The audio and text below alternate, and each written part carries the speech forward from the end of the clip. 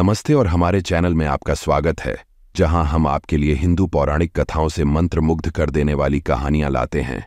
इस वीडियो में हम आपको काकभुशुंडी की मनोरम कहानी और पौराणिक रामायण के साथ उनके संबंधों के माध्यम से एक मंत्रमुग्ध यात्रा पर ले जाएंगे। काकभुशुंडी हिंदू पौराणिक कथाओं के एक दिलचस्प चरित्र का रामायण की महाकाव्य गाथा के साथ गहरा संबंध है। कम झात होने के बावजूद उनकी कहानी इस कालजयी कहानी की कथा को आकार देने में बहुत महत्व रखती है। इससे पहले कि हम रामायण के साथ उनके संबंधों का पता लगाएं, आइए हम स्वयं काकभुशुंडी से परिचित हों।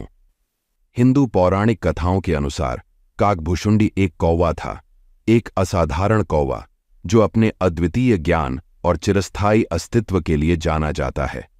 किंवदंती है कि उनके पास विभिन्न खगोलीय लोकों और दिव्य प्राणियों के बारे में अपार ज्ञान था। काकभुशुंडी की बुद्धि और आध्यात्मिकता इतनी प्रसिद्ध थी कि शक्तिशाली ऋषि गरुड़ ने भी उनसे मार्गदर्शन मांगा। एकांत को अपनाने और एक पवित्र वृक्ष के ऊपर रहने के कारण काकभुशुंडी देवताओं, मनुष्यों और अन्य प्राणियों के बीच एक श्रद्धेय व्यक्ति बन गए। अब आइए हम रामायण की महाकाव्य गाथा के साथ काकभुशुंडी के संबंधों पर गौर करें।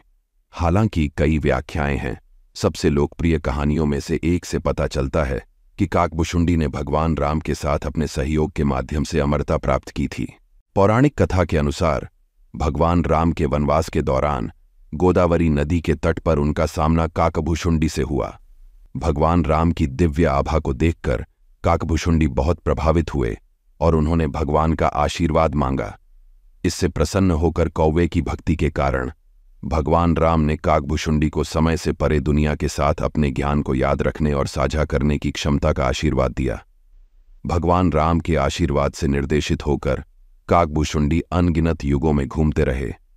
अपने अद्वितीय ज्ञान को ऋषियों, देवताओं और यहां तक कि मनुष्यों के साथ साझा करते रहे।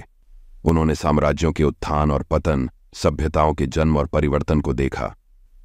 काकभुशुंडी के ज्ञान में आध्यात्मिकता, नैतिकता, दर्शन, ज्योतिष और मानवीय धारणा से परे के क्षेत्र शामिल हैं। ऋषि गरुड़, योद्धा हनुमान और कई अन्य श्रद्धेय व्यक्तित्वों के साथ उनकी बातचीत व्यापक रूप से ज्ञानवर्धक कहानियों के रूप में काम करती है।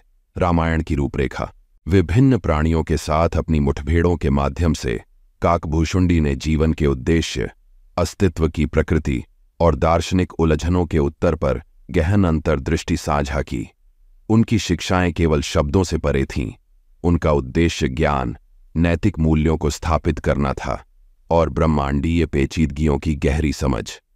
काकभुशुंडी की कहानी न केवल ज्ञान की अमरता का प्रतीक है, बल्कि ज्ञान प्राप्त करने और इसे पीढ़ियों तक प्रदान करने के महत्व पर भी जोर देती है। रामायण में उनकी उपस्थिति महाकाव्य में गहराई की एक परत जोड़ती है, आध्यात्मिकता, पौराणिक कथाओं को जोड़ती है। काकभुशुंडी की कहानी आज हमारे साथ गूंजती है, जो हमें ज्ञान को अपनाने, मार्गदर्शन लेने और अपने ज्ञान को अपने आसपास के लोगों के जीवन को समृद्ध बनाने की याद दिलाती है। हमें आशा है कि आपने काकभुशुंडी की कहानियों और रामायण के साथ उनके संबंधों के माध्यम से इस मंत्रमुग्ध कर देने वाली यात्रा का आनंद लिया। हिंदू पौराणिक कथाएं ऐसी मनोरम कथाओं का खजाना है जो हमें प्रेरित और प्रबुद्ध करती रहती हैं।